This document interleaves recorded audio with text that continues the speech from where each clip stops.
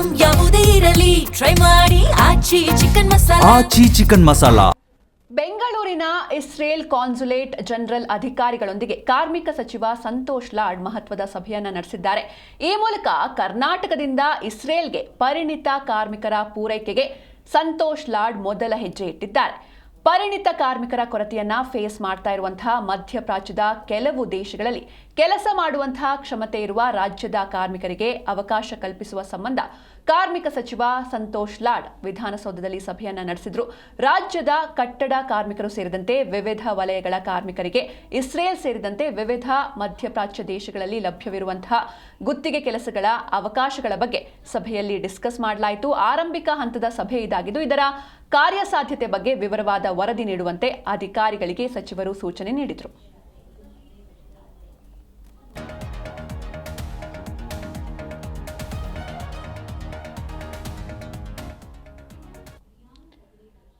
ಇನ್ನು ವಿಧಾನಸೌಧದಲ್ಲಿ ನಡೆದಂತಹ ಮಹತ್ವದ ಸಭೆ ಇದು. ಇಸ್ರೇಲ್ ಅಧಿಕಾರಿಗಳ ಜೊತೆ ಸಂತೋಷ್ ಲಾಡ್ ಸಭೆಯನ್ನ ನಡೆಸಿದ್ರು. ಕಾನ್ಸುಲೇಟ್ ಜನರಲ್ ಅಧಿಕಾರಿಗಳೊಂದಿಗೆ ಮೀಟಿಂಗ್ ನಡೆಯಿತು. ಇಸ್ರೇಲ್ಗೆ ರಾಜ್ಯದ ಪರಿಣಿತ ಕಾರ್ಮಿಕರ ಪೂರೈಕೆಗೆ ಇದು ಮೊದಲನೇ ಹೆಜ್ಜೆ. ಮಧ್ಯಪ್ರಾಚ್ಯ ದೇಶಗಳಲ್ಲಿ ಗುತ್ತಿಗೆ ಕೆಲಸಗಳು ಲಭ್ಯ ಇದೆ. ಅದು ಇಸ್ರೇಲ್ ಆಗಿರ್ಬೋದು ಅಥವಾ ಬೇರೆ ಬೇರೆ ಮಧ್ಯಪ್ರಾಚ್ಯ ದೇಶಗಳಲ್ಲಿ ಲಭ್ಯ ಇರುವಂತಹ ಗುತ್ತಿಗೆ ಕೆಲಸಕ್ಕೆ ನಮ್ಮ ರಾಜ್ಯದಿಂದ ಯಾರೆಲ್ಲ ಆ ಪರಿಣಿತಿಯನ್ನು ಹೊಂದಿದ್ದಾರೆ ಅವರಿಗೆ ಒಂದು ಅವಕಾಶವನ್ನ ನೀಡುವಂತಹ ನಿಟ್ಟಿನಲ್ಲಿ ಈ ಒಂದು ಸಭೆ ಮಹತ್ವದ್ದಾಗಿತ್ತು.